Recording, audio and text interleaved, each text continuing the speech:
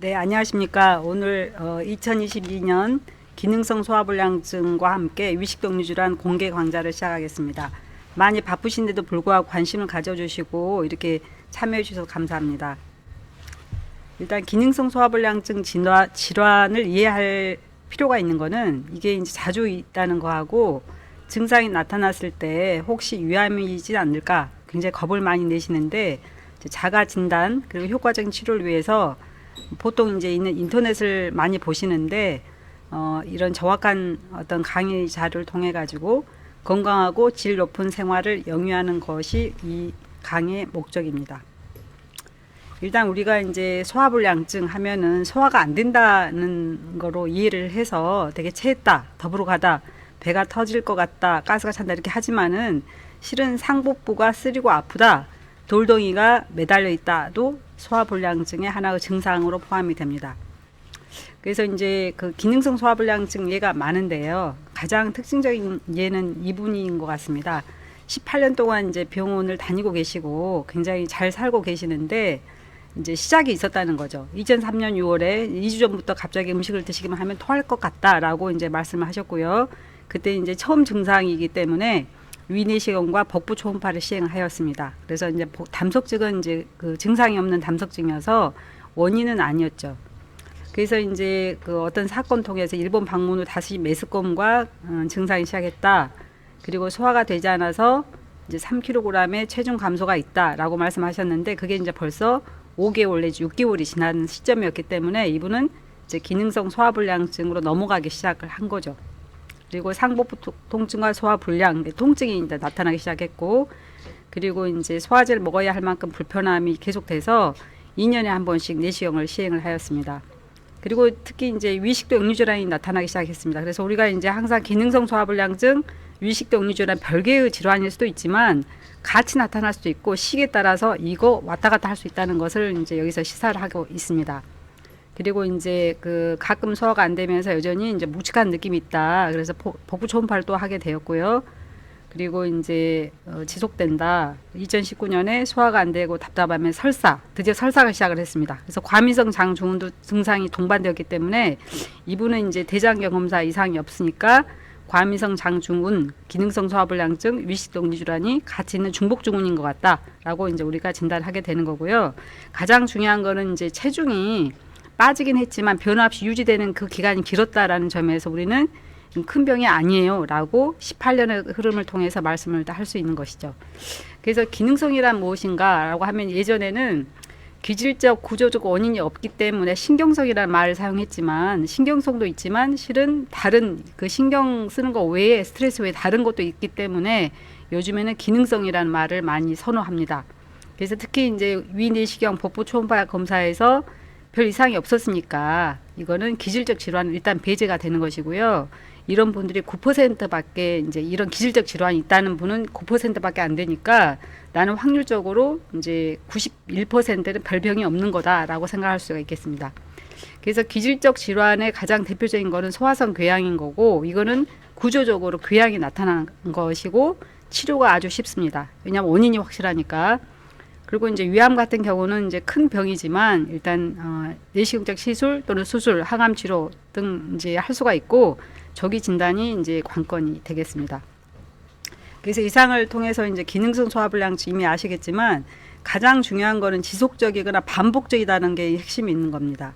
그러니까 위치는 상복부, 통증 혹은 불편감이 기질적 원인이 없음에도 나타나는 경우이긴 하지만 이게 이제 지속적이나 반복적으로 나타나는, 아까 18년 그 과정에서 보여준 것처럼, 그러면 이제 우리가 생각하기를 그러면 이거는 안 낫는 병이냐라고 할 수도 있지만 실은 완전히 좋아지는 분도 계시고요. 또 아주 절절매에서 10%를 굉장히 안 좋은 분도 계시고 다양한 경로를 겪는데, 일단 우리는 이제 강의를 통해 가지고 조금 더 이제 긍정적으로 생각한다고 할까요? 내 병은 내가 치료한다라고 이제 자신감을 가지면 좋을 것 같다는 게 이제 목적이 되겠습니다. 그래서 일단 기능성 소화불량증은 아까 말한 것처럼 소화가 안 되는 식후 불편 증후군도 있지만은 상복부 통증 증후군도 이제 포함이 된다는 거가 있고, 특히 우리나라는 식후 불편 증후군이 더 많습니다. 그리고 혼합형, 이게 이제 두 개가 동시에 나타나서 오는 분도 있지만 어떤 때는 식후 불편 증후군이 더 방점, 어떤 분은 상복부 통증 증후군이 더 방점인 경우도 있습니다.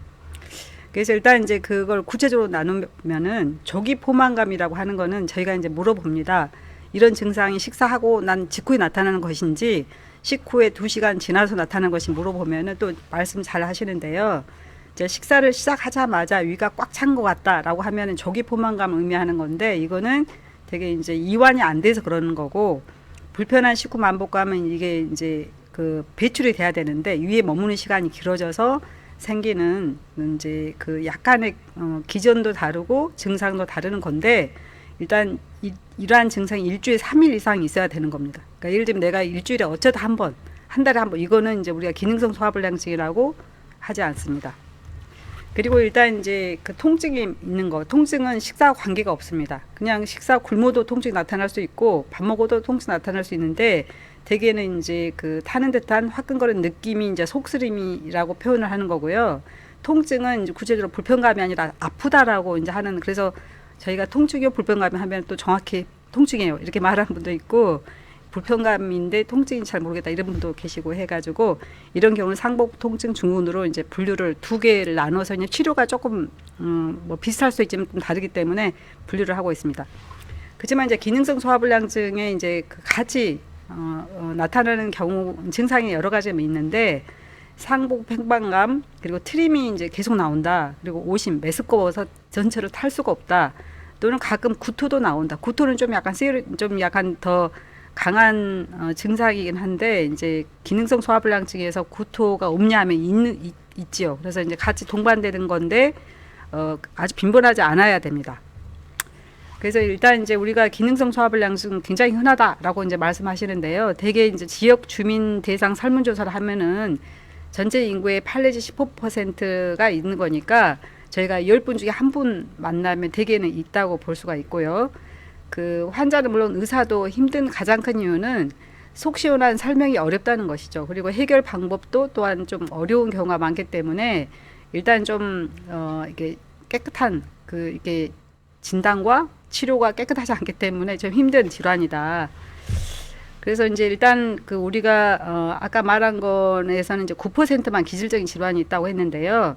만성적인 증상을 가진 경우는 70%에서는 이제 기질적 원인이 없다는 것이죠. 그래서 그러면 나머지 30% 어떻게 해결하냐? 그러면 되게 궤양이 발견되는 경우가 15%, 위암, 식도암 등의 악성 종양은 2 내지 15%인데, 되게 만성적인 증상을 가진 경우도 원래는 없었어요. 위암이 없었죠. 근데 시간이 가다 보면 위암이 생기는 경우도 있기 때문에 이제 이런 걸 통틀어서 하면은 되게 70% 확률로는 이제 그냥 끝까지 괜찮다라고 설명할 수 있겠습니다. 그래서 이거를 이제 소화불량증 유병률은 되게 이제 진단의 근거가 굉장히 중요한데요.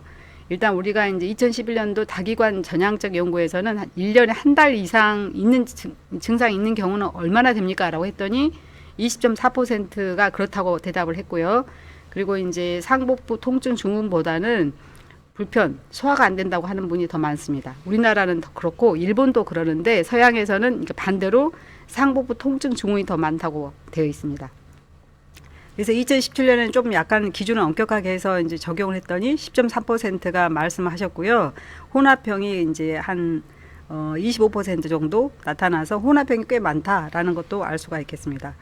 그래서 제가 이제 기능성 소화불량증은 그 위장관, 기능성 위장관 질환의 가장 큰 항목 중에 하나고, 과민성 장증은 또한 굉장히 이제 중요한 항목인데, 이제 이런 연구를 하다 보니까 이제 성차의학에 관심을 갖게 되었고, 이제 공문하고 영문을 책을 발간하게 됐는데요. 여기서 이제 기능성 소화불량증은 여자에 흔하다라고 되게 한 1.5배 내지 2배 정도가 이제 흔하여서 이제 스트레스와 관계가 많다라고 이제 약간 그 나중에 설명이 나옵니다. 근데 우리가 이제 이런 기능성 소화불량증 별거 아니에요 이렇게 말하지만, 실은 이제 경고 증상이 나타나면 반드시 검사를 해야 되는데요. 45세 이상, 동양 우리나라는 32, 45세도 포함, 새로 생긴 소화불량증에서는 이제 경고라고 생각을 해요. 새로 생긴 거, 만성적인 거 말고. 그리고 당연히 위장관 출혈 빈혈이 있으면 이제 기질적인 질환을 전제로 하는 것이고요. 체중 감소를 되게 1 내지 2kg 빠져서 와가지고 막 체중 감소 하셨다고 하는데, 일단 이제 체중 감소가 아주 그 똑같은 분이 계세요. 평생 나는 똑같이 50kg였다. 근데 20kg가 빠졌다. 이건 좀 사인이 되는 거고, 왔다 갔다 하는 분은 좀 2kg 빠진 게 별거 아닌 거죠. 그래서 일단 이거는 약간 그 케이스 바이 케이스인데 10% 이상이면 의미 있게 저희가 생각을 하고 있고요. 지속적인 구토, 간헐적 어쩌다 한번 구토 이건 아니고 지속적인 구토 또는 복부 종괴나 림프절 비대 이거는 이제 굉장히 큰 사인이 되는 거고, 연화 장애 이거는 이제 우리가 위식동 질환에 포함이 되긴 하지만 삼킴 곤란이 있으면 일단 우리는 이제 구조적인 면, 식도암이나 뭔가 이렇게 구조적인 면이 있다고 생각해서 검사를 해야 됩니다. 그리고 위암의 가족력이나 수술력 이렇게 하면은 별거 아닌 것 같지만 이게 이제 위암의 가족력이나 수술력이 있는 분에서 더 많이 증가를 하기 때문에 경고로 생각하는 거고요. 황달 이거는 이제 굉장히 중요한 사인이죠. 소화성 궤양의 과거력 있으면은 소화성 궤양이 재발할 수도 있기 때문에 이제 검사를 해봐야 된다라고 합니다. 그럼 일단 이제 이런 경우에 어떤 검사를 받아보아야 하나요? 우리나라는 굉장히 좋은 나라인데요. 위내시경 굉장히 접근이 좋다는 겁니다. 위내시경 금방 할 수도 있고 또 수가도 싸고 하니까 굉장히 좋은데 검사하기가 좀 힘드니까 이게 늘상 하는 것보다 꼭 해야 되는 경우를 골라서 하는 게 좋고요. 그리고 복부 초음파도 굉장히 좋은 검사지만 췌장을 잘 못 본다는 것 때문에 컴퓨터 단층 촬영이 이제 선호하고 있습니다. 그래서 일단 이제 이분은 6개월간의 경한 소화불량증이어서 별거 아니겠거니 했는데 나중에 보니까 위암이 꽤 진행이 돼서 이제 이쪽 보면은 이제 약간 진행성 위암으로 나타난 경우가 있어서 안타까운데, 일단 이제 하여간 검사를 매달 할 수는 없는 거니까 어떤 그 사인에 따라서 내시경 할 때 안 할 때 이걸 결정을 해야 되겠습니다. 가장 중요한 건 의사 선생님 만나서 상의하는 것이죠. 그리고 만성 재발성 복통에서는 담석증이 있는 분이 계속 이렇게 반복되는, 위내시경 멀쩡한데 복부 초음파에서 이제 담석증이 있었잖아요. 근데 이게가 이제 조용한 경우도 있지만 이게 돌이 빠져나오면서 걸려가지고 이제 통증이 있을 수도 있고, 가장 이제 우리가 무서워하는 건 췌장암이죠. 췌장암은 위 뒤에 숨어 있는 구조이기 때문에 일단 진단이 굉장히 늦을 수가 있고 애우가 나쁘기 때문에 조기 진단이 굉장히 필요하다라고 말할 수 있습니다. 이제 이런 기질적 원인을 알았는데 그래도 이제 어쨌든 내시경 초음파 별 문제가 없으니까 아주 좋아요 이렇게 할 수 있지만, 그 왜 아프고 불편한 겁니까라고 질문이 나올 수가 있죠. 그래서 병에는 되게 이제 우리가 그 운동성 장애가 있고요. 그리고 감각 기능, 그 내장 과민성, 그리고 스트레스와 관련 뇌장축 세 개로 크게 나눠서 설명을 하고 있습니다. 그래서 위의 생리적 운동을 보면 위는 이제 평소에는 주먹만 이렇게 작게 콜랩스, 이게 약간 이게 축 처져 이제 볼륨이 작아지는 그런 거지만, 이제 음식이 들어가면 일단 얘는 활력을 띠면서 2배 이상 위저부가 늘어나야 됩니다. 이 주머니의 윗부분이 확 늘어나면서 이 그 압력이 적어져야 되죠. 이게 위 음식이 들어가는데 안 늘어났다. 당연히 압력이 올라가면 우리는 답답하기 때문에 이제 물림 해가지고 안 먹어버리는 그런 현상이 일어나는데, 위저부의 수축 어느 정도 펩신이라든가 위산하고 믹스가 돼서 우리가 이제 음식을 요리할 때 약간 이렇게 간장 뭐 여러 가지 해가지고 좀 시간을 두잖아요. 그런 시간을 거쳐서 위체부로 이동을 합니다. 그래서 일단 1분당 3회 정도 큰 파동이 나타나면 얘가 위체부로 이동을 해서 위 전정부로 드디어 가서 여기서 되게 이론적으로 1mm 정도로 잘게 부서져야지 넘어간다고 돼 있지만, 대변에서 뭐 채소도 나오고 하는 거니까 그거는 일반적인 설명인 거고, 되게 작아질 때 넘어간다. 근데 작아지지 않으면 어떡하나요? 계속 머물러 있는 경우도 있고 배출 지연이 될 수가 있는 거죠. 그래서 일단 이제 음식 섭취 위의 기능과 관련된 증상으로는 공복 시에 이제 위산에 대한 과민성을 속 쓰리다고 말할 수가 있고, 음식을 먹을 때 그 이완이 잘 안 되니까 조기 포만감으로 이제 물린 느낌, 음식을 못 먹겠다 이렇게 할 수도 있고, 그 다음에 위 배출 지연이 되니까 불편한 식후 만복감, 2시간이 넘었는데도 음식이 안 내려가서 그득한 것 같다 이렇게 말씀하십니다. 그래서 위 배출, 그러면 객관적으로 우리 증명해달라 이런 분이 계세요. 그래서 위 배출 지연은 그 위 배출 검사가 있습니다. 핵약 검사로. 근데 얘는 이제 30분마다 계속 찍어야 되는 그런 문제가 좀 있는데, 어쨌든 이제 건강인하고 무증상 당뇨병도 이미 이제 위 배출 기능이 떨어지기 시작하고 있고요. 당뇨병성 미마비가 되면 더욱더 떨어져서 이제 위내 잔여물이 테크니슘은 안전한 이제 핵약 그 테크니슘을 태깅을 해가지고 검사를 하게 되는데, 정상은 75에서 150분 사이에 절반이 감소되고 다시 절반이 4분의 1 남을 확률이 75, 150분 이렇게 반복이 되니까 우리가 이제 그 내시경 할 때 6시간에서 8시간을 굶고 오세요라고 하는 근거가 되고 있습니다. 그래서 이게 이제 그 위가 당뇨하고 위 기능이 무관하냐? 그렇지 않다는 거죠. 그래서 이제 당뇨병이 계속되면은 위도 약간 마비 증상이 생기는 거다. 그래서 제가 이제 이 생방송에 나가서 일단 이제 여기 이걸 그러니까 소화기내과 의사인데 소화가 잘 되는 걸 증명해 주세요. 이렇게 저한테 말을 해서 그러면 유비배출 기능 검사 할게요라고 해가지고 했는데 30분마다 계속 올라가가지고 찍고 해가지고 여기 보면 위에 영상이 이제 까만 부위가 이제 테크니즘이 내려가는 음식에 테크니즘 내려가는 양상을 보였고 저 같은 경우는 42분으로 이제 굉장히 좋은 것 같아요. 한데 실은 75에서 150분이 정상이거든요. 근데 저 같은 경우는 이제 30분마다 이제 계속해서 여기저기 다니면서 일도 하고 했기 때문에 운동하는 것도 좀 가미돼서 좀 빠른 것 같습니다. 그래서 이제 위 배출 장애가 100% 있어야 되는 거 아닙니까? 하는데 실은 그렇지 않고 이제 위 배출 지연이 되는 경우는 59%, 많아야 59%고 작을 때는 30%, 23%까지 그렇게 관계가 없다는 거예요. 그러면은 우리가 나머지는 뭘로 설명하나요? 우리가 되게 소화가 안 되면 배출 장애인데 이렇게 하는데 실은 얘가 이제 분포의 이상을 이제 말을 합니다. 음식을 먹으면 건강이 여기 2배 이상 늘어나서 위쪽에 되게 어느 30분 이상 머무르다가 내려가가지고 이제 전정부 내려가서 12장 내려가야 되는데 이제 환자의 경우는 처음부터 여기 늘어나지도 않고 쫙 내려가니까 여기에 이제 굉장히 부담감으로 다가온다. 그래서 이제 지연 장애보다는 위내 분포에 이상이 있어가지고 위 적응 장애라고 말을 하는 것이죠. 그래서 되게 이제 식전 식후가 이완이 이렇게 많이 돼야 되는 건데 되게 이제 위 기능성 소화불량증 환자의 경우는 이완이 잘 안 돼가지고 이 부피가 이 정도로 돼줘야 되는데 부피가 작다는 것입니다. 이것도 반드시 그러는 건 아니지만 이제 그런 식의 설명을 이제 한다. 그래서 그러면 이제 위 적응 이상 장애, 위 이완 장애가 있는 경우는 가장 큰 문제는 안 먹어버리기 때문에 체중 감소가 일어나고 체중 감소가 일어나면 굉장히 놀라세요. 왜냐하면 갑자기 10kg가 쏙 빠졌다. 이건 나는 평생 이런 일이 있을 수가 없다. 근데 이제 실은 음식을 먹어줘야지 원래 체중 유지가 되는데 음식을 안 먹으니까 체중 감소가 되는 거고 체중 감소가 되니까 큰 병이 있지 않을까 이제 안 먹어서 그렇다는 거 알지만 이제 굉장히 걱정을 하시는 거죠. 그리고 조기 포만감도 이렇게 굉장히 좋은 이게 비례관계가 있는 거구나라고 저희 이제 위 적응 이상 환자에서 특히 조기 포만감 이제 체중 감소가 높다. 이제 이거는 굉장히 좋은 데이터입니다. 그래서 일단 이제 다음은 이제 내장 과민성인데요. 내장 과민성은 아프다는 느낌을 갖는 것이죠. 그래서 보통 우리가 위내 압력이 8mm Hg로 이제 단위로 이렇게 하면은 정상에는 안 느껴야 됩니다. 난 아무 증상이 없어요. 왜냐하면 8mm Hg 이거는 우리가 인위적으로 조작할 수 있는데, 근데 환자분들은 38%가 약간 무겁다. 약간 들어왔는데 압력이 올라가자마자 아파요. 땡땡 부었어요. 또는 안 움직여. 돌덩어리 있어요. 이렇게 이제 말씀하시는 거거든요.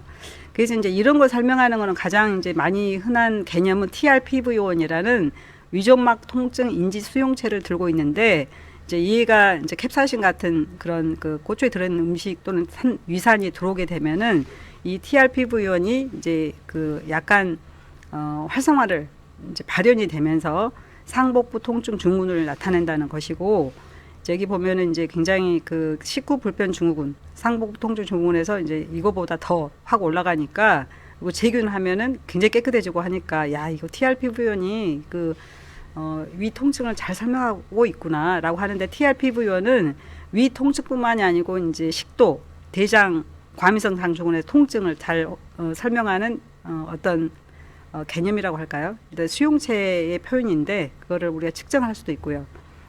그래서 이제 스트레스 심리적 다음으로 들어가는 거는 이제 스트레스와 심리적 요인이 빠지기 어렵습니다. 근데 신경성이라는 이 표현을 들었는데 제가 외민해서 위가 자주 아픈 건가요? 그러니까 맞을 수도 있고 틀릴 수도 있고. 왜냐면은 이제 굉장히 예민한 사람도 위는 튼튼한 분도 계시고 하기 때문에 맞을 수도 있고 틀릴 수도 있는데, 전반적으로 보면 스트레스가 막 쌓이다 보면 속병이 생겼어요. 그래서 예전에 우리가 화병이라고 불렀는데, 특히 이제 갱년기 이후에 더 예민해지시고 또 남편과 사이가 멀어지면서 속병이 생기게 되었고 어느샌가 밥만 먹으면 복통으로 고생하게 되었어요 라고 하는 게 이제 전형적인 어떤 이제 뭐랄까 이그젬플 예에 속하게 됩니다. 그래서 그러면 왜 그러는 거냐 이렇게 하면은 되게 우리가 여자에서는 이제 어떤 불안 점수가 어떤 속쓰림 그 다음에 통증하고 굉장히 비례 관계가 있는데 남자는 없습니다.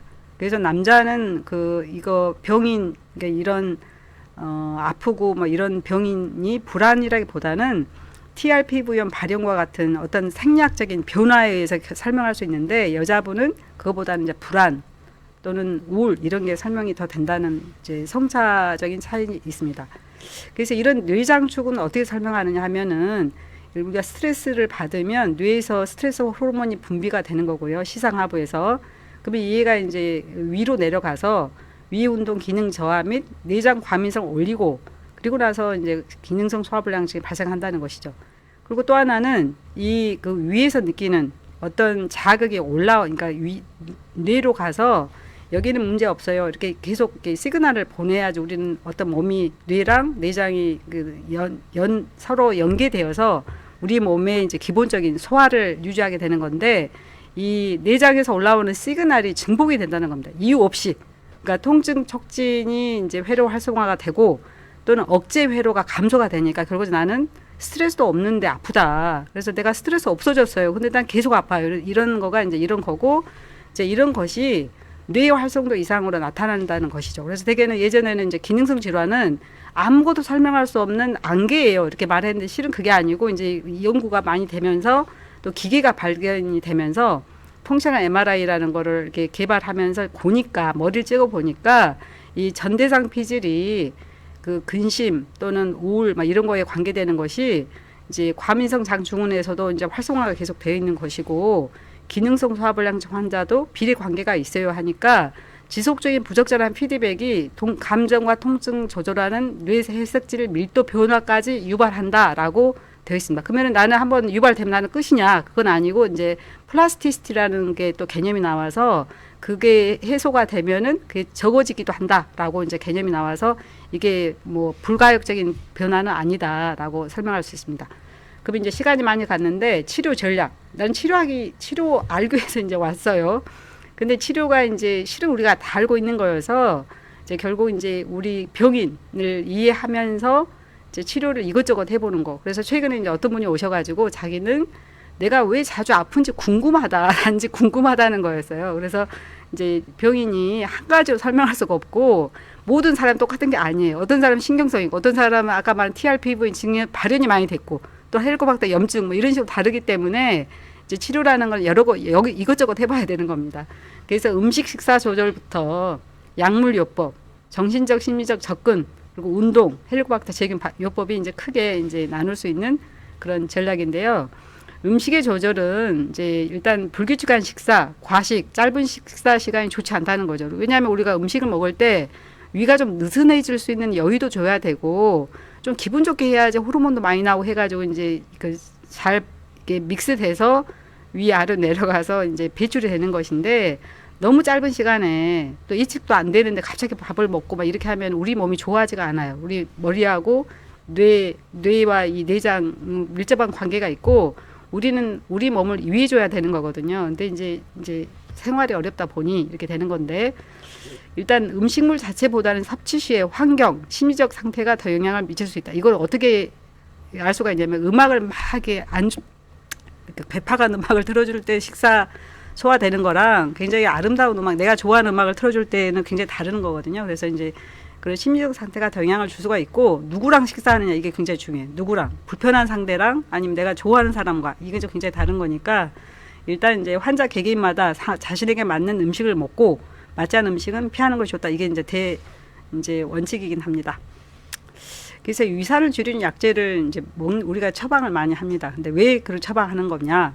대개의 경우는 이제 상부 통증 증후군부터 시작해서 위산이 아주 결정적인 영향을 주지 않는 경우도 많은데 일단 위산이 아무래도 감초다 보니 일단 이런 약으로 이제 억제를 하거나 그리고 위산에 대한 과민성이 있는 경우 위산은 양은 비슷한데 내장 신경의 역치가 낮아서 예민해서 그리고 십이장의 살을 도포하면 메스콘 증상이 확 유발되기 때문에 그걸 막기 위해서 우리는 약을 먹는 것이고 그다음에 십이장의 위산 노출 시간이 증가되면 안 좋은 거니까 그러는 것이고 그리고 또 하나는 위식도 역류가 동반될 수 있다는 겁니다. 그래서 배출 지연이 되면은 배출 지연인데 그럼 어디로 가겠어요? 위는 움직이면은 이제 아래로 내려가는 게 좋은데 위로 역류할 수 있기 때문에 이제 동반 질환에서는 이게 위산분비 억제제가 도움이 된다라고 설명했습니다.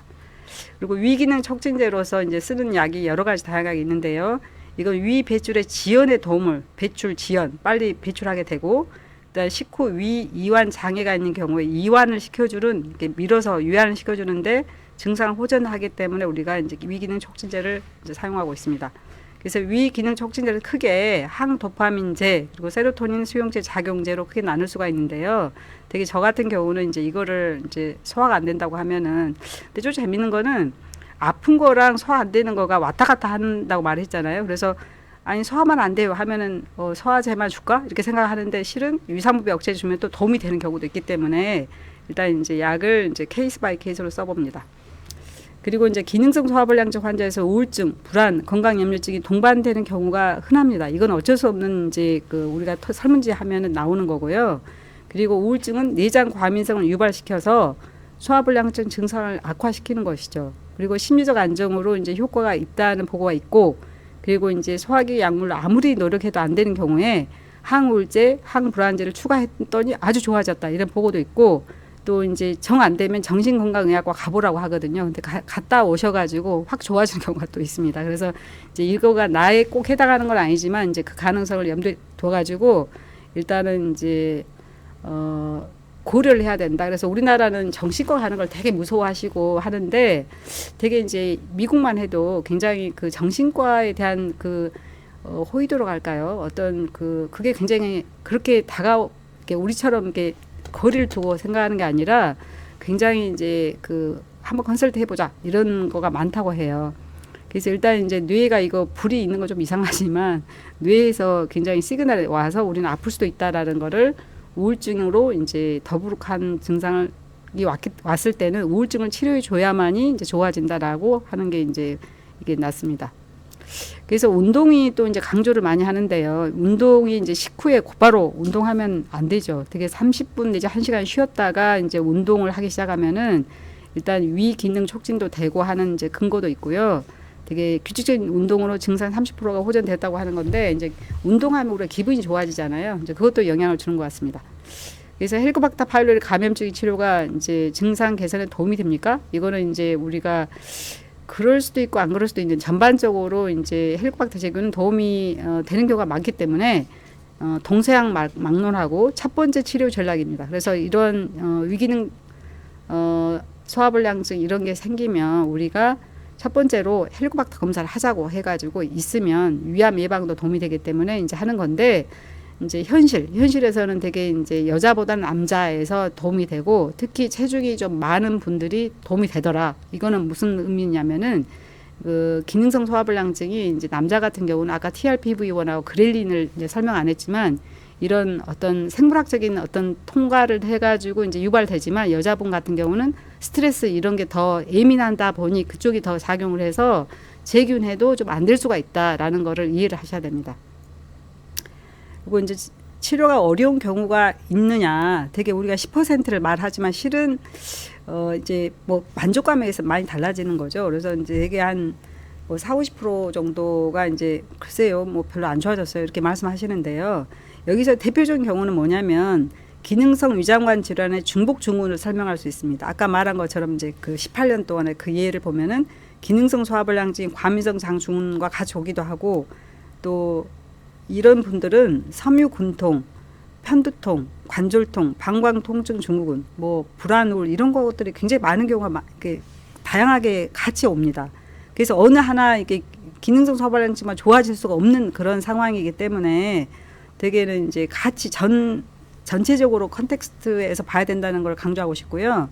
특히 이제 젊은 연령과 여자의 빈번한 거는 스트레스와 관계되는 그 질환이기 때문에 치료도 좀 어렵고 이제 한다는 것이죠.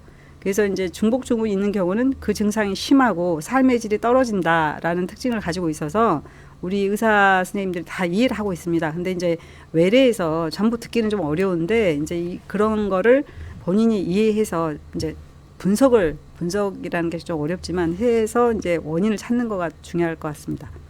그래서 이제 기능성 소화불량증의 요약은 정의, 기질적 원인이 없이 반복적인 상복부 증상이 있는 경우, 그리고 상복부 통증, 상복부 속쓰림 이제 두 번째 부류, 그리고 조기 포만과 불편한 식후 만복감 첫 번째 부류로 설명을 했고요.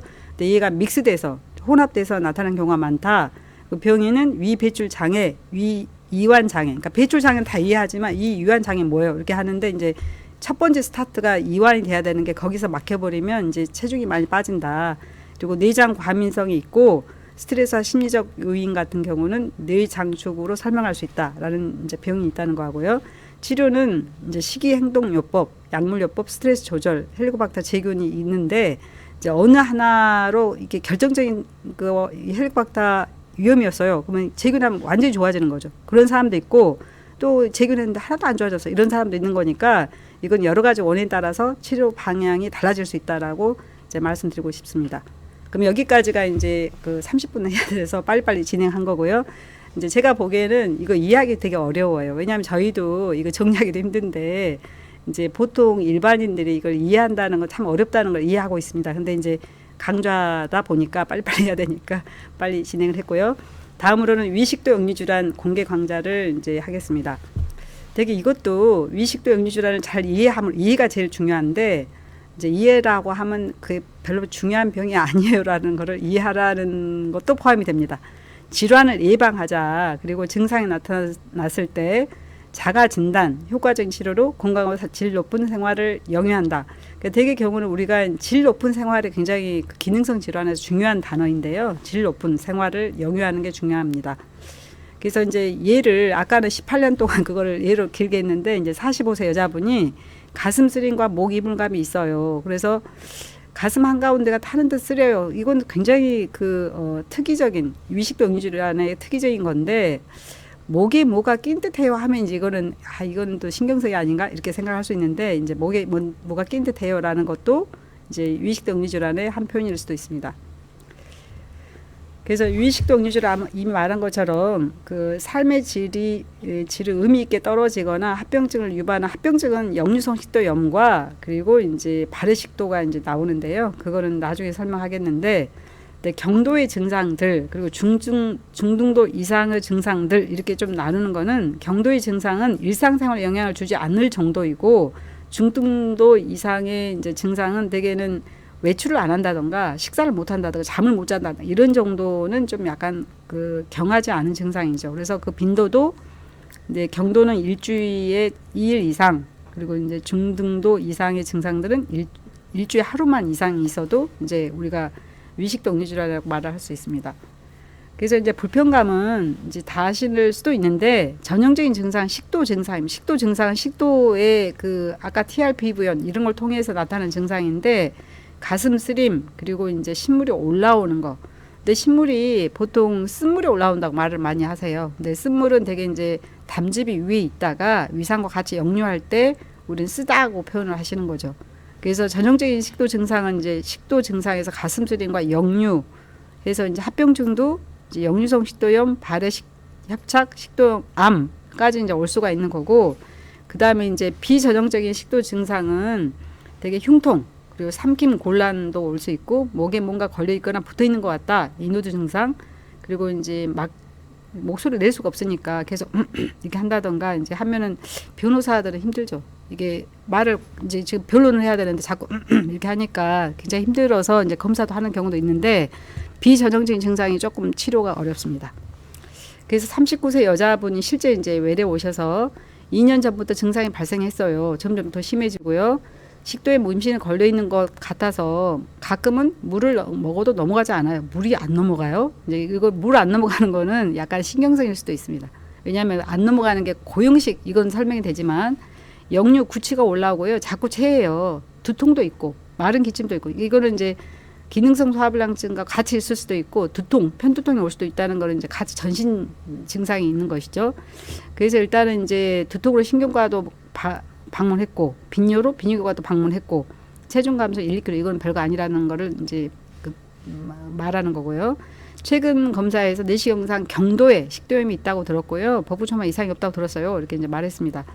그래서 우리나라에서 이제 굉장히 문제되는 경우는 인두 정개감이 굉장히 문제되는 것 같습니다. 그러니까 이거는 이제 진단도 조금 어렵고 또 해결이 좀 어려워서 이제 특별히 강조하는 건데 이제 75% 환자가 3년 이상 그러니까 인두 정개감을 말씀하신 분의 4분의 3은 3년 이상 증상이 지속됐다는 거하고 50% 환자에서 7년 이상 하는 분도 많고 이제 위식도 역류질환이 그렇다고 25% 그러니까 75%는 위식도 역류질환 없이 인두 정개감만 있다는 겁니다. 근데 이런 분도 이제 위산분비 억제제 때문에 좋아지는 경우가 있기 때문에 역류로 설명할 수도 있다는 거죠. 그러니까 다 설명을 100% 그게 아니라 역류로 설명할 수도 있어요라고 이제 가능성을 보이는 건데요. 그 기전은 식도의 증상의 역류 기전을 이제 예를 들면 기침, 인두, 종괴감은 보통 우리가 이렇게 생각하죠.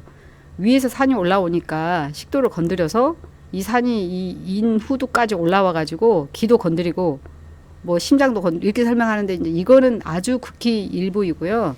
대부분의 경우는 식도 외 증상의 반사 기전으로 설명을 합니다. 식도에서 식도 하부를 위산이 건드렸을 뿐인데, 그러니까 미식도 역류에 의해서 식도 내 케모, 미케노 리셉터를 건드려서 이제 그 다음에 이제 미주신경을 통해 미주신경이 우리 몸의 11번째 뇌신경인데 전체 뭐 소화기, 뭐 심장, 호흡 다 이게 지배하는 거거든요. 그래서 고심성 뇌로 가는 걸 지배하고 뇌에서 이게 원심성을 이렇게 이렇게 트리거링 해가지고 나오게 되면은 미주신경이 항진된다는 거죠. 항진되면은 미주신경 항진을 인해 가지고 기관지 경련, 기침, 부정맥을 많이 설명을 합니다. 그래서 심방세독이 특히 이제 위산 역류 있을 때, 심방세 시작했다가 물을 마시거나 약을 먹었더니 금방 멎었어요. 이렇게 하면 이제 위식역류 질환이 심방세동, 부정맥과도 관계 있다라고 이제 증명이 됐고요. 인두 종괴감도 실은 위산 여기까지 올라간 것보다는 여기를 건드렸는데 이제 미주신경 중에서 원심성 신경이 항진되면서 자극을 받으면서 우리는 목이 불편해요라고 느낀다는 것이죠. 그래서 비시민성 흉통이 특히 이제 우리를 유혹감을 많이 주는데 흉통의 제일 큰 부분이 위식도 역류 질환입니다. 그래서 우리가 심장이 아니라는 걸 일단 증명을 하고 심장 아니라는 것 중에서 위식도 역류 질환 5, 60%, 식도 운동성 질환이 또 있어요. 이건 한 번 더 나오는데요. 아칼라지아. 그다음 기능성 흉통. 이거는 스트레스만 받고도 우리는 흉통을 느낄 수가 있어요. 너무 답답하다. 숨이 막혀요. 가슴이 찢어졌듯이 아파. 이렇게 설명을 하거든요. 그래서 위식도 역류 질환은 이제 흔한 질환이라고 알려져 있는 건데 되게 유럽과 북미가 먼저 이게 10 내지 20% 증가를 했는데 그 이유는 뭡니까? 그러면 비만 증가입니다. 비만이 있어서 이제 굉장히 미국에서는 유럽은 좀 덜 비만하신 것 같아요. 그래서 이제 미국에서 특히 많다. 그리고 아시아는 대부분 아래쪽에 아시아하고 그다음에 이제 사우스 아메리카 이쪽에 분포를 하고 있는데 이제 우리나라는 많아지고 있죠. 왜냐하면 서구화된 음식과 헬리코박터 파일로리가 사라지면서 위산이 많이 나오고 있어서 그렇다고 설명하고 있는데요. 되게 이제 그렇지만 우리나라는 역류성 식도염만 따지면 그러니까 비밀환성 들어가면 한 10%에서 14% 차지하는데 역류성 식도염은 이제 약간 7%, 8%에서 이제 머무르고 있습니다. 그래서 왜 생기나 이것도 기전이 중요한데 이제 하부식도 조임근 우리가 상부식도 조임근도 있고 하부식도 조임근도 있고 또 위에서 12장 내려가는 위 전정부에도 괄약근이 있고요. 그 다음에 소장에서 대장 넘어가는 회맹판이 또 있습니다. 그래서 우리 몸의 요소에서는 이제 그 조임근이 있는데 그 가장 큰 이유는 이동방이 순차적인 게 아니라 역차로 나타나 이동방이 달라지는 걸 막기 위해서 있는 것이죠. 그래서 하부식도 조임근의 가장 큰 거는 음식 내려갈 때는 열려주지만 대부분은 이게 딱 압력을 높여주면서 위산이 역류하지 않게 하는 그 기능을 가지고 있는데 여기가 이제 이완된다던가 일시적인 이완 그리고 식도 열공 탈공과 탈장과 같은 해부학적 결손이 있으면 또 이게 낮아져 가지고 이제 있다는 거고 역류한 유액을 청소를 해줘야 돼요. 이렇게 청소 탓하게 내려야 되는데 이제 아칼라자 같은 청소가 안 되는 거죠. 그래서 식도 열공 탈장 이게 무슨 말이야 이렇게 하는 건데 되게 이제 나이가 들면서 이게 이제 자주 이 식도하고 위 경계가 되게 이제 어리거나 젊을 때는 횡격막하고 일치하는데 이게 식도가 짧아지면서 이 접합부 있는가 위로 이동한다는 겁니다. 그러면 이제 이 위에 당연히 이게 위의 일부니까 위산이 아래에 있어야 되는데 위에 올라와서 숨을 쉬거나 이렇게 하면은 우리가 구부리거나 하면은 위산이 올라오면서 이제 식도 질환을 유발한다는 것이죠. 그래서 내시경으로 보면은 여기가 이제 횡격막이 있는 위치인데 식도의 경계가 위로 올라왔기 때문에 되게 2cm 정도 올라오면은 이거는 탈장이고 또 위산 역류의 원인이 됩니다라고 설명을 합니다. 그렇다고 수술을 할 필요는 없고요. 그래서 이제 위식도 역류 질환의 위험 인자는 일시적인 이완을 유발하거나 식도 수축력 떨어뜨리는 경우인데 이제 그게 여러 가지 음식하고 우리는 음식에 굉장히 막 이렇게 하는 건데 이제 음식도 있고 술도 굉장히 관계 있고 담배 아주 큰 관계 있죠. 그 임신은 이제 배가 이렇게 비만한 거랑 비슷하게 이제 하니까 횡격막이 느슨해지면서 역류하게 되는 거고요. 그리고 혈압약에서 특히 이제 근육을 이완시키는 약이 이제 혈압약이니까 그 약 중에 일부는 식도도 이완하니까 조임근도 이완해가지고 역류를 유발한다. 그리고 특히 이제 커피, 탄산음료, 튀김, 기름진 음식, 뭐 초콜릿 굉장히 좋은데 이것도 역류를 시킵니다. 케첩, 모스타드, 아스피린 같은 진동소염제도 영향을 주고 있습니다. 그래서 이제 어떻게 진단하나요? 내시경 꼭 해야 되나요? 근데 실은 그게 아니라 이제 증상만 가지고 왜냐면은 그 증상이 굉장히 꽤 이제 비례 관계가 있다라는 걸 알려줬고 증상이 더 우리의 치료에 방점이 있는 거기 때문에 증상만으로도 진단이 이제 가능한데 그렇다고 내시경 안 하고 그냥 증상만 위식도 인유질환이냐 이렇게 해가지고 나중에 식도암 놓치면 어떡합니까? 그래서 그런 경우는 구토, 위장관 출혈, 체중 감소, 삼킴곤란, 빈혈 이제 삼킴곤란이 약간 나오기도 했는데 이제 상복부 종괴감 이게 포함이 되죠. 그래서 대개는 우리가 이제 약간 경고 증상은 어디나 다 있는 건데요. 되게 이제 기능성 소화불량증하고 위식동류질환 밀접한 관계가 있어요. 그래서 두 개가 이제 비슷하게 경고 증상이 있을 수가 있다. 그래서 우리가 이제 위식동류질환의 검사는 되게 이제 어디 방점이냐면은 위암이라던가 식도암 또는 후두암 이런 걸 배제하는 데 관계가 있는데 되게 이제 성대는 제가 내시경할 때 잘 못 뽑습니다. 그래서 이제 환자분들이 와서 그냥 일석이조니까 후두도 봐주고 위도 봐주고 식도 봐 이렇게 말하는데 실은 후두의 전문가는 이비인후과 선생님이고요. 이비인후과 선생님한테 가서 후두 경우를 정식으로 받는 게 좋습니다. 그리고 일단 이제 우리가 내시경은 이제 후두 바로 아래부터 시작을 하는 건데 이제 식도 위 경계가 이렇게 보이는데 여기는 염증이 막 있는 거죠. 그래서 이제 내시경에서 가장 중요한 거는 이제 미란성 식도염을 찾는 건데요. 보통의 질환이 미란성이 아니라는데 이해가 중요합니다. 그래서 내시경 이상이 없는데 내가 왜 아픕니까? 이렇게 하는데 비미란성이기 때문에 그래요. 라고 이제 설명하는데요.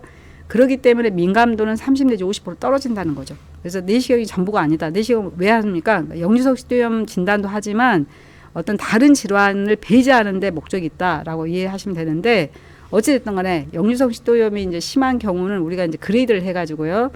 A, B, C, D로 나름 그레이드해서 되게 A, B는 이제 실은 치료를 꼭 해야 되는 건 아니다. 이게 합병증으로 꼭 가는 건 아니기 때문에 하지만 C, D만 되면 이거 반드시 치료를 해야 됩니다. 이건 계속 약을 뭐 2달 정도가 아니라 계속 먹는 경우도 많고 하니까 이제 우리가 분류를 해서 이제 약을 계속 먹을 분과 또 짧게 먹을 분 이렇게 나누는 겁니다.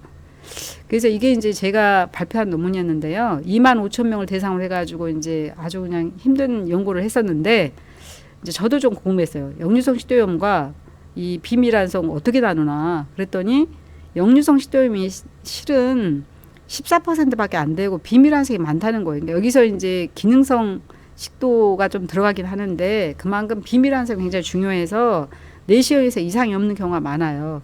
그래서 비미란성 어떻게 하는 거냐? 내시경은 이상이 하나도 없는데 이게 24시간 산도 검사를 했더니 이 산도 검사는 식도의 5cm, 이 식도하고 위 경계에서 5cm 상방에다가 팁을 두고 산도를 측정하는 방법이에요. 그래서 의미 있는 산도의 기준은 4입니다. 4. 그래서 4를 이제 그 시간을 쟀더니 전체 24시간 중에서 4.2% 이상이 역류를 하고 있으면 우리는 위식도 역류질환이라고 비미란성 역류질환이라고 진단하기도 하고 이 내가 아파요라고 딱 눌렀을 때 속이 쓰려 했는데 그게 2분 이내에 역류를 했다. 이게 50% 이상 말이 좀 어렵죠. 그러니까 절대적인 시간도 중요하지만 이렇게 맞출 수 있는 정도가 굉장히 중요합니다. 그래서 그 두 가지가 만족하면 우리는 비미란성 역류질환이라고 하는 거죠. 그러면 이 검사 안 하면 어떻게 되느냐? 실은 검사 안 해도 상관이 없는데 이제 우리가 과학적으로 이제 연구를 하려면 이제 산도 검사를 하는 게 좋아서 이제 시사를 하는 것뿐입니다. 그래서 위식도 역류질환에 따라서 미란성 이 내시경에서 흠집이 나타나는 경우, 비미란성 없는 경우 이렇게 나눠서 보면은 속쓰림 소화불량은 비교적 별로 그냥 관계 없는 증상 같은데, 근데 미란성에 좀 관계가 좀 좋았고, 이 흉통, 목이물감, 기침, 이거 역류성 식도 질환 증상이야? 이렇게 하는데 비미란성에서는 꽤 이게 자주 나타난다는 것이죠. 그래서 이제 우리가 다 설명은 흉통이 있는 사람은 심장내과를 가야죠, 먼저.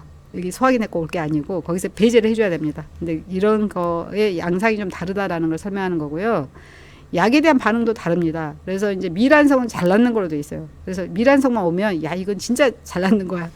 약만 8주 딱 끝나는 건데 되게 이제 그 비미란성인 경우는 무반응 하나도 안 좋아졌어요. 이렇게 하면은 아 이거는 위산보다는 기능성이다 이렇게 설명을 할 수가 있는 것이죠. 24시간 식도 산도 검사를 주로 하는 분은 증상이 심해서 하는 거거나 답답해서 하는 겁니다. 답답해서 도대체 내 질환이 뭡니까? 이렇게 하니까 답답해서 하는 건데 이제 24시간 식도 산도 검사는 입원 필요 없습니다. 왜 그 다니면서 증상을 더 유발을 해봐야 되는 거예요. 그래서 이제 상부 식도에서 이제 산이 되게 사가 중요한 개념인데 4 미만 떨어지는 거 이 수치가 중요한데 되게 식도 하부에서 올라가는 거니까 식도 하부가 더 많겠죠. 많다가 위까지 올라가는 거 굉장히 그 압력이 높거나 또는 그 이게 속도가 빨리 올라갈 때는 이 식도 상부까지 올라온다라고 이제 설명하고 있습니다.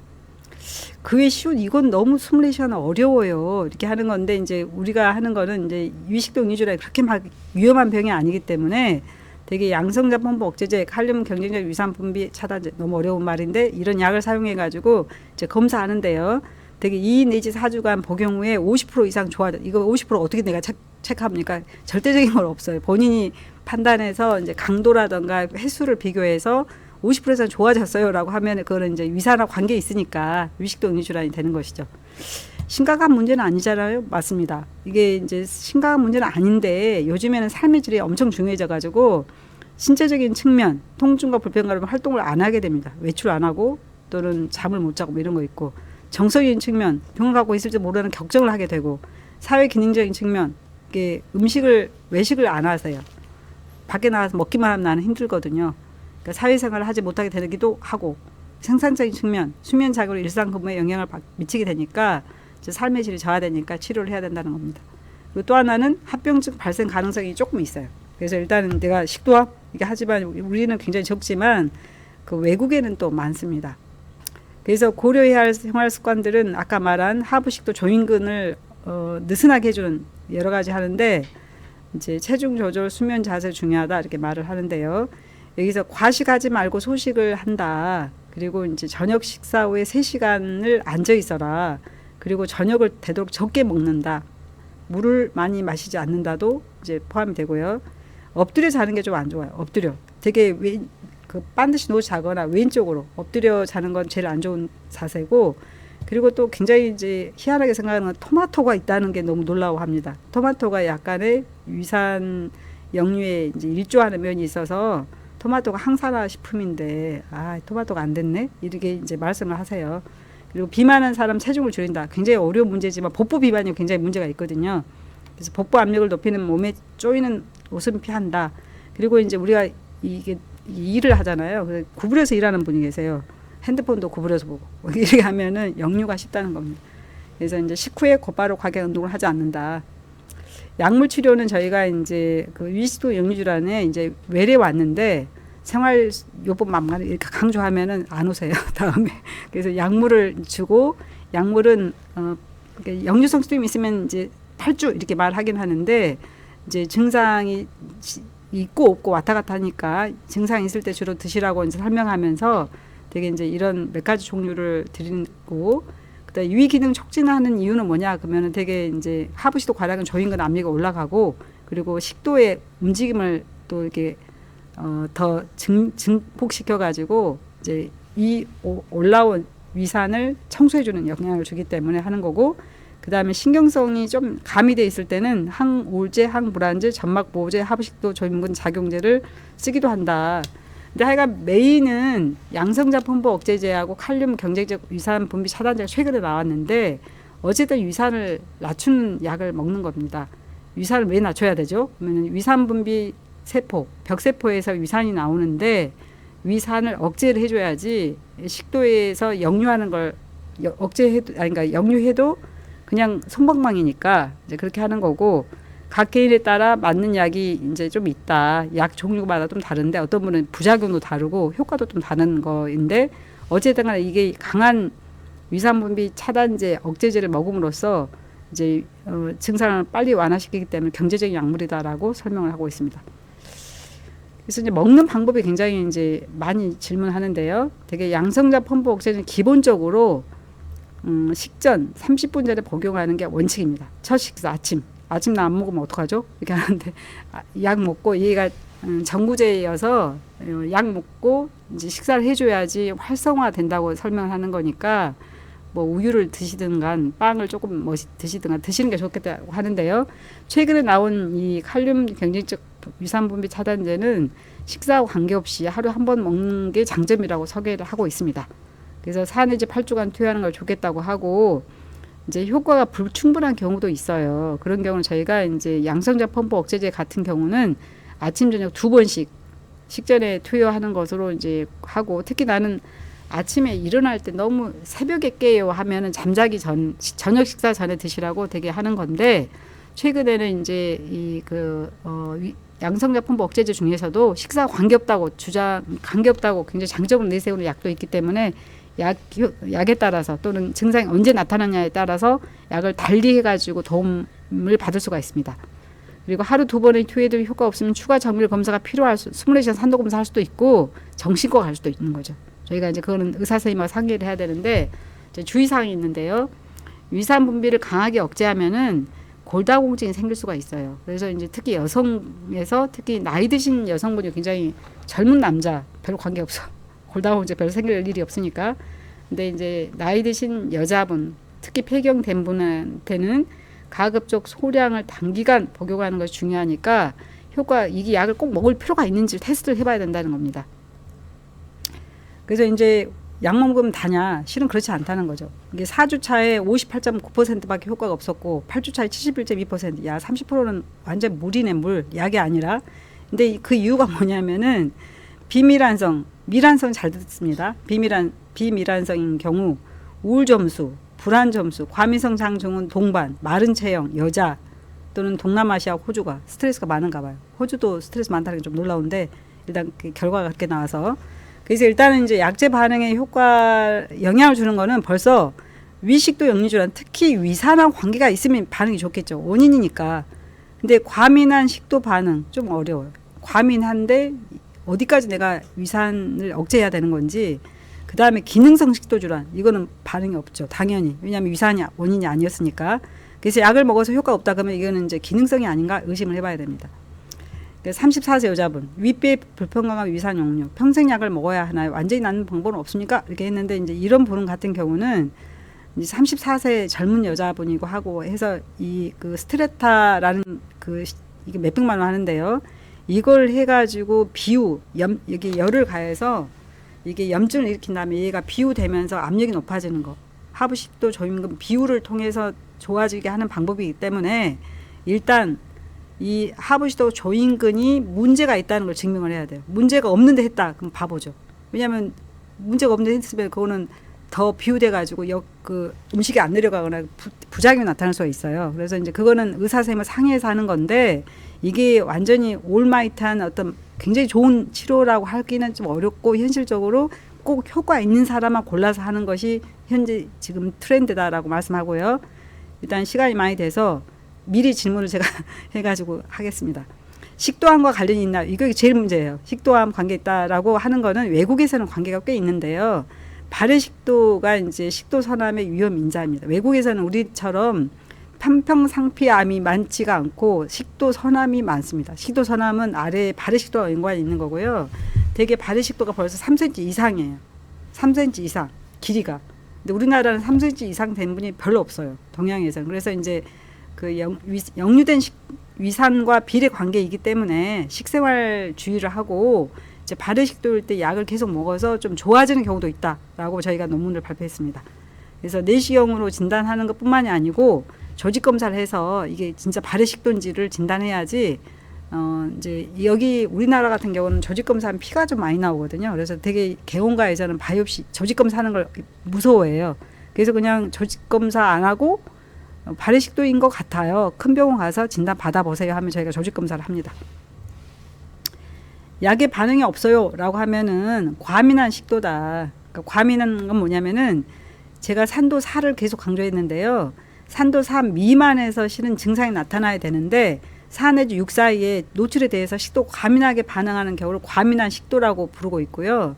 기능성 식도 질환이라는 것은 내장의 과민성과 식도 자극에 대한 중추신경의 처리 이상입니다. 중추신경에서 너무 과민하게 됐거나 아까 말한 피질에서 이렇게 활성화돼 가지고 약간만 건드려도 아프다 이렇게 느끼는 그런 경우를 이제 표현하는 것입니다. 그리고 이제 이물감 있는 듯한 증상이 계속 있습니다. 관계 있나요? 관계가 있는 경우도 있고 신경성이랑 같이 오는 경우가 많은데 어찌됐든 간에 이제 그 미세한 인두염, 후두염을 일으키는 건 사실이고요. 이비인후과에서 위산역류라는 개념이 없을 때는 굉장히 답답했다고 합니다. 아니 도대체 왜 이 후두가 아픈 거야? 이렇게 했는데 위산역류가 자면서 있을 수도 있고 하니까 굉장히 설명이 좋네? 라고 해가지고 이제 그 다음에 이렇게 관계가 있다고 설명했는데요. 목의 이물감, 기침, 쉬목소리 등의 증상을 일으킬 수 있어서 굉장히 이제 별거 아닌데 힘들어하기 때문에 이런 경우에 3달 이상 약을 먹기도 합니다. 그러니까 반응이 없어요. 어떡하죠? 이렇게 하면은 이제 3개월 이상 복용을 권유하기도 하고, 왜냐하면 늦게 나타나는 경우도 또 있더라고요. 그리고 이제 그 정신과적 질환이 흔히 나타나는 경우도 많아서 증상의 발생 악화가 반드시 산도만 결정하는 게 아니라 생활 스트레스가 보조인자 작용하기 때문에 항우울제, 행동요법 등 경험적으로 이제 같이 시도를 하는 경우도 꽤 있다라고 설명을 할 수 있습니다. 그래서 일단 말한 것처럼 식도 외 증상의 경우는 위산 역류와 함께 스트레스 같은 역류 외의 다른 인자가 중요할 수 있기 때문에 같이 역류 질환과 기능성 질환에 대한 치료를 병행하는 경우가 꽤 있다. 그래서 이제 정 안 되면 우리가 감당하기 힘들다. 그럼 정신과를 한번 방문해서 스트레스에 대해서 이제 검사를 받아보는 게 어떠냐라고 권유하기도 합니다. 그리고 다른 감별 질환이 있는데요. 그 식도가 호상 구성이는 알러지 질환이거든요. 그 알러지 질환에 의해서 식도염이 생기는 경우에도 비슷하게 이런 증상이 나타날 수 있다는 거 하고, 아칼라지 아까 설명한 것처럼 이 식도의 하부 식도 조인근이 느슨해지지가 않아요. 이게 신경총에 문제가 생겨서, 그리고 이 식도의 움직임을 결정하는 게 신경총인데 그게 없어지니까 청소도 못하고 해가지고 이런 게 있는데, 이거는 저희가 식도 내약 검사를 진단하는 거니까 이제 이런 증상이 안 좋아진다 하면 정밀 검사를 한번 받아서 조직 검사도 한번 해보고 그 다음에 식도 내약 검사도 해보는 것이죠. 그래서 역류의 이제 자세가 중요하다고 아까 말씀드렸는데요. 식사 후에 최소한 2-3시간 동안 자리에 눕지 않는 것이 좋아요. 먹고 곧바로 누워서 TV 보고, 이건 굉장히 안 좋은 거죠. 중력이 없어지는데. 그래서 이제 이거 하고 가능한 저녁은 가볍게 드시는 게 좋겠고, 또 이제 약주라던가 담배 피고 이런 건 굉장히 안 좋은 거죠. 그리고 수면할 때 좀 어렵지만 이제 머리 쪽 높여주면 수면 시 일어나는, 수면 동안에 일어나는 역류가 또 굉장히 힘들게 하거든요. 그 역류가 또 있는 거. 왜 밤에 또 그런가요? 이렇게 하면은 한 2시 정도에 위산이 많이 나온다고 합니다.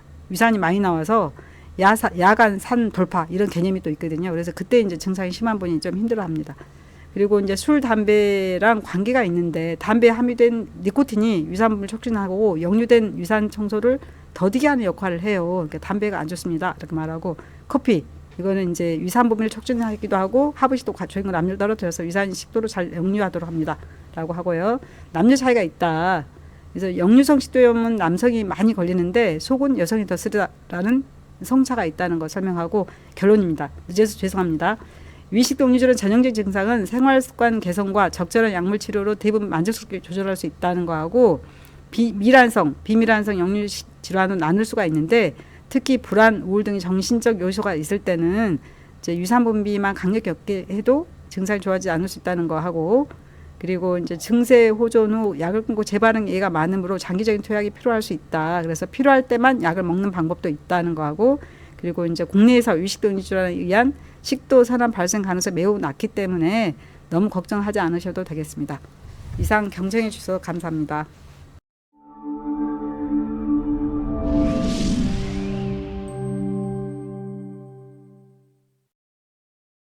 일단 처음 하겠습니다.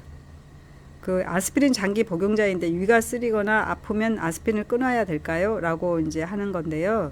일단 아스피린 장기 복용자에서는 위산 역류, 비밀환성 위식동류 질환 위험 인자이기도 해요. 아스피린 장기 복용이. 근데 실은 우리가 보기에는 이제 심장이나 뇌 질환에서 아스피린을 꼭 먹어야 되는 분이 계세요.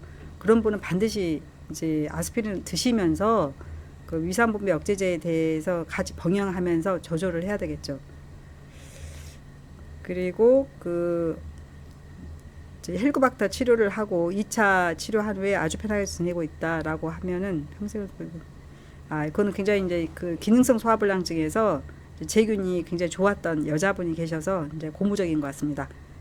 그리고 이제 역류성 식도염이 15년 전부터 생겨서 약 먹으면 괜찮아 계속 재발해서 약을 먹고 지내다가 작년에 대장암 걸려서 오래 항암하느라 위장 기능 나빠지고 속이 쓰려서 식도염 약을 끊을 수 없어서 1년 이상 역류성 식도염 약을 계속 먹고 이렇게 계속 약을 먹어도 괜찮나요? 라고 했는데 어쨌든 저희는요 삶의 질이 중요하고 그리고 이제 그 위식도 응유질환에 대해서 이제 약을 위산부 맥제를 계속 먹으면 어떡하냐라고 질문을 많이 하시거든요. 근데 정답은 뭐냐면은 부작용이 생길 수도 있다는 것이지 부작용이 생긴다라는 건 아니라고 저희가 강조를 해요. 그래서 내가 이제 골밀도 검사를 했더니 이제 골다공증이 있어요. 그런데 거기에 약간의 영향을 줄 수는 있겠죠. 그리고 이제 위산분 억제를 많이 시켜버리면은 장내 미생물도 좀 달라진다고 해요. 그래서 되게 우리가 위산이 어떤 세균을 없애주는 정화 작용도 하기 때문에 우리는 위산을 어쨌든지 하여간 유지하면서 증상 안 나타나게 하는 게 방점이 되는데 지금 이제 질문하신 분은 여러 가지 뭐 스트레스 많으실 것 같아요. 뭐 대장암도 걸리시고 또 거기서 이제 저기 헤어나기 위해서 굉장히 노력하시고 막 이렇게 항암제도 쓰시고 했는데 이런 경우는 부작용은 생각하지 마시고요. 되게 이제 증상을 억제한 다음에 용량을 줄여가는 방법이 있어요. 저희가 용량 줄여가는 방법 많이 이게 권해드리는데 그거 방법대로 따라서 하고 이거는 크게 중요한 게 아니다라고 생각하면서 또 하나는 이미 말한 것처럼 우울증 또는 불안 증상이 이런 거의 원인이기 때문에 이제 굉장히 완치된 거가 참 감사하다 이렇게 생각하시면서 이제 불안 우울 증상을 없애는 게 굉장히 좋은 방법이 될 수 있겠습니다. 그리고 당뇨약 복용도 관련이 있나요라고 했는데요. 당뇨약은 이제 약 복용 자체보다는 당뇨가 일단은 그 신경통을 약화시키는 게 있어서 기능성 소화불량증도 위마비 그러니까 심한 경우는 위마비도 올 수 있고 막 이런 거기 때문에 당뇨 자체가 어떤 그 소화기관에 기능을 떨어뜨리는 영향을 주기 때문에 당뇨약을 잘 먹고 치료를 해야죠. 그래서 당뇨약이 뭐 위식도 응유질환을 뭐 나쁘게 하냐 그런 거는 확실히 밝혀진 바는 없고 되게 혈압약 중에서 그 근육을 느슨하게 하는 기전을 가지고 있는 약이 있는데 그 약을 먹으면 기침도 날 수 있고 역류도 생길 수 있다라고 설명합니다. 그리고 이제 다른 한 분은 일부러 저녁을 5시나 6시에 먹는데도 소화가 안 되어서 밤 12시가 되어도 소화가 잘 안 됩니다. 제가 보기에는요. 이분은 이제 5시, 6시보다 더 일찍 먹을 수는 없는 거죠. 그래서 이제 굉장히 최선을 다하고 있는데, 소화가 안 되는 거는 실제로 소화가 안 될 수도 있지만 소화 안 되는 느낌일 수도 있을 것 같아요. 그래서 일단은 이제 소화가 안 돼서 식사를 안 해버리면 체중이 감소하는 거니까 일단은 이제 병원에 와서 상담을 하고 뭐 진짜로 위 배출 지연이 되고 있는지를 저희가 감별할 수는 있는데요. 제가 이제 어떤 케이스가 있었냐면은 어떤 분이 굉장히 딱 들어오는 순간 우울증이 있어 보였어요. 근데 그분은 음식을 먹으면 하나도 안 움직인대요. 위가 그대로 있대요. 그래서 제가 위 배출 기능 검사를 해봤거든요. 그랬더니 그분이 20분이 나왔어요. 그래서 20분이 나오니 막 화를 내시면서 어떻게 이럴 수가 있냐 저한테 말을 하셔서 아까 말한 것처럼 위 분포가 중요하다고 했잖아요. 위에서 음식을 먹으면 위가 위쪽에 위저부에 좀 머물러 있다가 잘 믹스된 다음에 내려가야 되는데 그게 안 되고 곧바로 내려간 분이죠. 그래서 이제 배출은 잘 됐는데 이제 소화가 안 된다는 느낌 이런 거가 있기 때문에 이제 상담을 해가지고 실제로 이제 소화가 안 되는 게 약간은 기능적인 문제인지에 대해서 상담해서 약을 적절히 먹는 게 좋을 것 같습니다. 그리고 만약에 이제 우울하고 불안 증상이 있으면 다른 약을 테스트 해볼 수도 있고요. 위암 수술하고도 관련이 있나요?라고 했는데요. 위암 자체하고 기능성 소화불량증 관계가 없는 거죠. 근데 이제 뭐가 문제입니까? 그러면은 위암의 진단을 지연시킬 수 있다는 게 방점이 있는 건데요. 내가 평소에 소화가 안 됐어요. 속도 자주 쓰렸거든요. 근데 난 당연히 그거가 뭐 기능성이라고 생각을 했죠. 근데 나중에 보니까 그게 위암이었던 거예요. 그러니까 이제 위암은 처음에 조기에는 증상이 없어요. 그럼 언제 나오느냐? 진행성 위암이 됐을 때 증상이 나타난 거기 때문에 초반에 증상이 없었던 것이죠. 그래서 우리가 이제 하는 거가 뭐냐면은 되게 2년에 한 번씩은 내시경을 하는 게 좋다라고 하는 거죠. 그리고 증상이 있으면 1년에 한 번씩 또 해야 되고, 그래서 일단 1년에 한 번씩 한 분이 2년에 한 번 한 분보다 조기암 확률이 많았고, 그리고 치료도 내시경 치료를 많이 해서라고 저희가 논문을 발표했는데, 이제 2년마다 하는 거는 기본이고, 본인 증상 때문에 걱정이 되면 1년에 한 번씩 해보는 것도 좋을 것 같습니다. 그래서 위암을 유발하는 건 아니고 위암 놓치게 할 수 있는 요인이 될 수 있다, 이런 것이고요. 역류성 식도염이 식도암으로 갈 확률이 얼마나 되나요? 라고 하는 거는, 역류성 식도염은 식도 하부에 있는 점막 손상입니다. 점막 손상이 반복이 되면은 발해 식도가 생길 수 있는 거고, 발해 식도가 더 진행이 되면 식도 선암이 생긴다는 게 기본 이제 길인데요.